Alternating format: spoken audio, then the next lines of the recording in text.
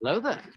The greatest trick the devil ever pulled was convincing the world he didn't exist.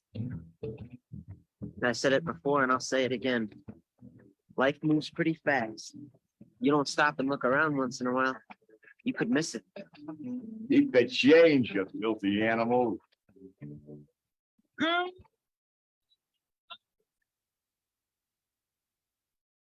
I am so lucky to have him because, again, I think he's one of those that will absolutely speak his mind on whatever we're going to talk about today.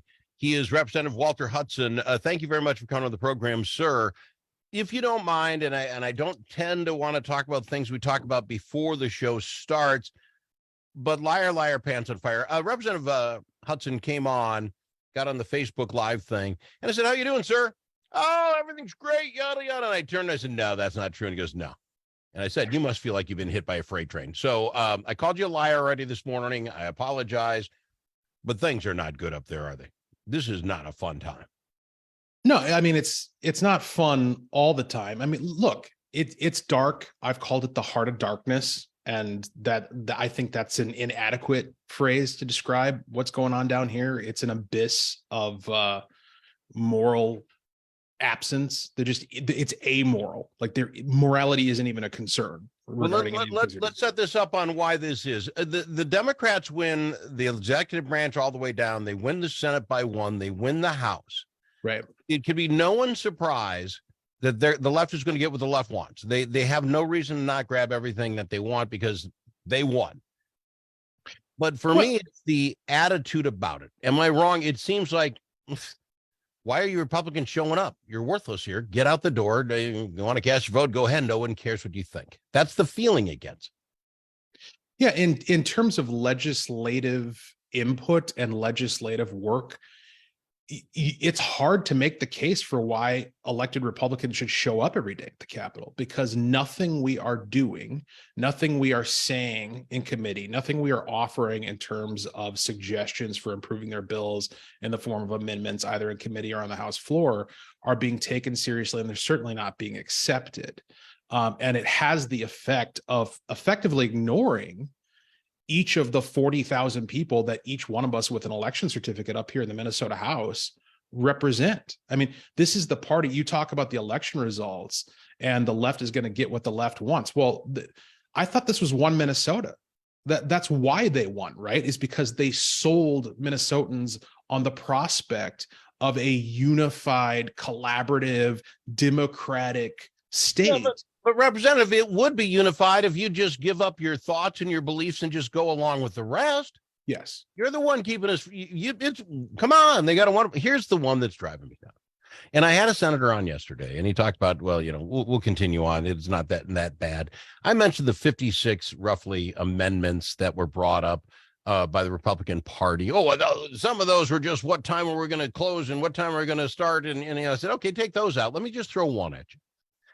And this is where I believe and I presume, Mr. Hudson, in your district alone, your 40,000, some of those are Democrats, right? I mean, 100%. All right, 100%. No, okay. There's a mixed bag in your right. in your district. I believe even if you polled the left side of your district, you polled your district alone, you might find a few moms out there, maybe some dads who actually care about their kids, who would say, you know what, they got the abortion thing, can't stop it. But I really want to be notified if my child under 18 has one. Yeah.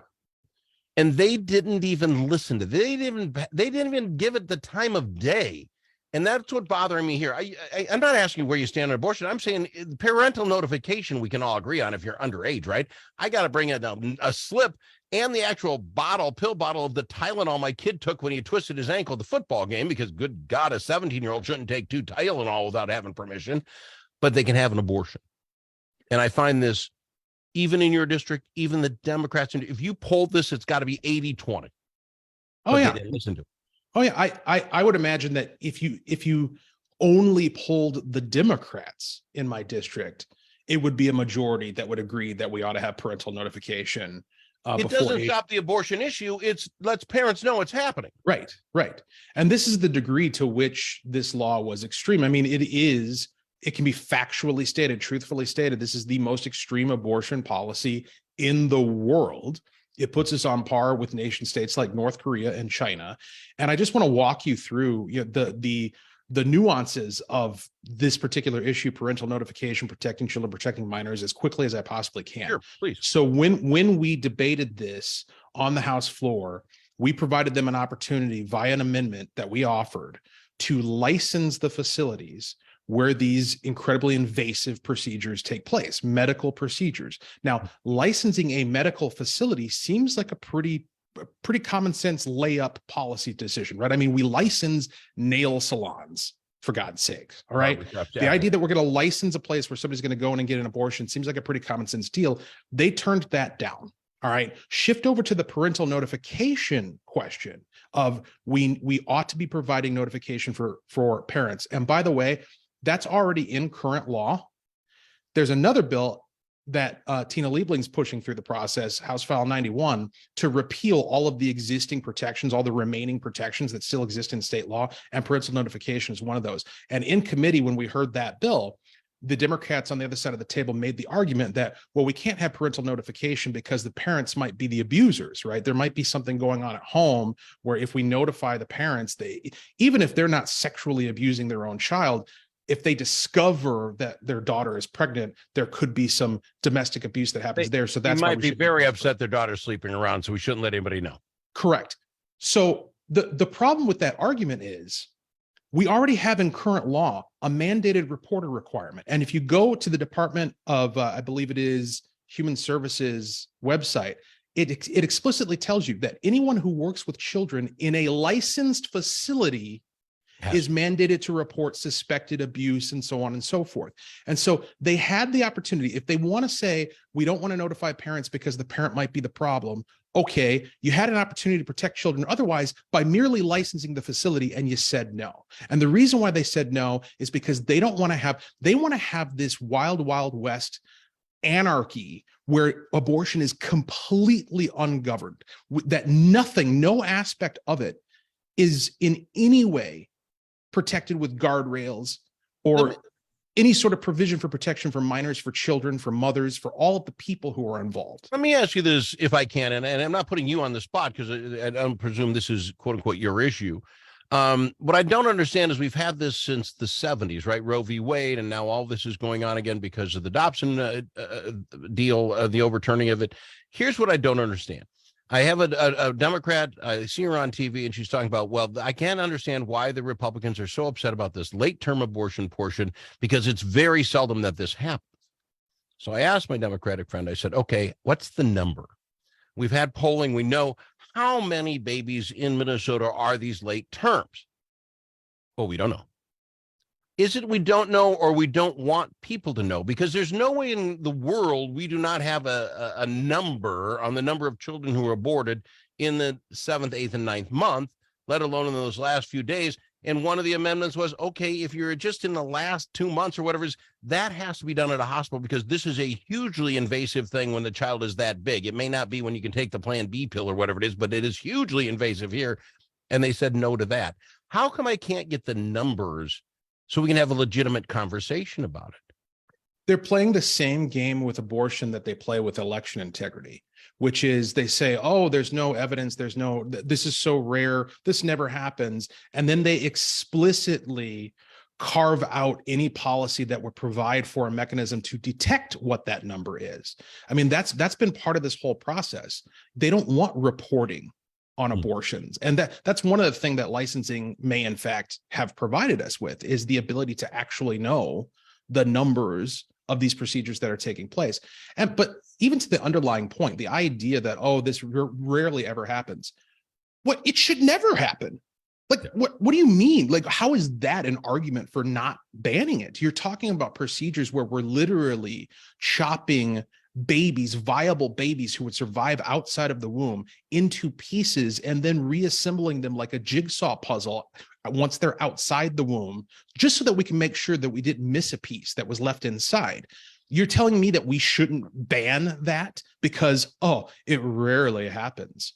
Well, Give me again, a break. the rarely thing is, I think there's common sense. I don't know, and this is me, and I'm pro-life. I mean, I think obviously people know that. But my point is, I don't think we can win the argument in one big chunk. I don't think we're going to get it all. And it's not going to happen that way. So then the other side has to see, guess we're going to argue we're a bunch of religious freaks because we, whatever. Then let's find the ground we can agree on. You do that description of what's going on. I can't imagine grown adults can't say at some point, this idea of contacting the parents, the idea that, we can find this, my rape and incest. I'm not forcing a young lady to do that. I would be fine. You tell us it's rape or incest, we'll fill the paperwork out and we're going to go get Grandpa or Uncle Bob or whoever it was that did it. We're going to get them. Okay, we can find common ground, but no one wants common ground. It's all or nothing. And I get that with what's going on at the Capitol. I want to talk a little bit about the driver's license, but I got to go to break quick. I've got him, Representative Walter Hudson on the Al Travis Show. But it's not alligator. It's the Al Travis Show. I've got him, Representative Walter Hudson on the program with us. Sir, I haven't even asked. I probably should know off the top of my head. Your microphone is muted. Where is your district? Where are your 40,000 folks from? Northeastern Wright County, so St. Michael, Albertville, that area. All right, thank you very much. When we went to break, here's an example of what I would like to talk about. The driver's license is for all. I honestly believe there can be people on my side, our side, that says, you know what?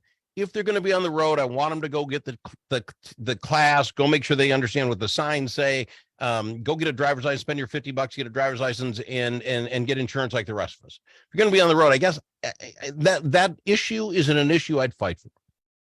But I get goofy feelings when they say, okay, the Republicans, this is going to get through. Democrats want it. They just ask, okay, can we put for driving purposes only on the card? And that is turned down.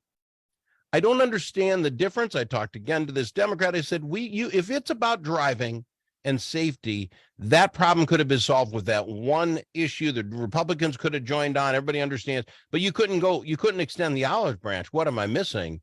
And you and I both know it. It's because on the other side of the house, they are going to pass a bill that says all you need is a driver's license to vote. Right. Yeah. So a little bit of background on this. This is something that's been kicking around this chamber for long before I got here, for several sessions. And there's been bipartisan discussion about it. And at one point, there was a proposal to do this where the license would have been distinguished, the license for people who are not legal residents, illegal aliens, would have been oriented differently. It would have been turned up and down and set aside to side, and it would have explicitly had on there not for voting purposes or something to that effect. That was a compromise that was agreed to by Democrats in previous sessions. When we offered the amendment, and by the way, just to clarify, you mentioned, everybody can potentially agree that if folks are going to be on the road anyway, they might as well go through the class. That's another amendment that they rejected, to require people to actually get driver's training before they get one of these driver's licenses. That's not part of the bill that passed, by the way, just to let you know. Don't they just have to pass the test, though? They got to go take the test like everybody else does? I believe they have to take the test, but we all know there's a difference between passing a test and actually being able to practically demonstrate consistency in proficiency. Exactly. But at any rate, so when we offered this amendment to provide for that, to provide for a distinction between driver's licenses that are provided to people who are not legal residents, not citizens, and therefore ineligible to vote, with a distinction, the author of the bill, Representative Gomez, explained why that previous compromise wasn't going to be included in this bill. And what she said was, the community decided that they didn't want it. The community of illegal aliens who didn't want to be distinguished differently. Correct. So, our members got up and are very common sense, in a common sense manner, we're asking, what community? What are you talking about? Who are these people who are deciding the content of legislation before it comes to the House floor?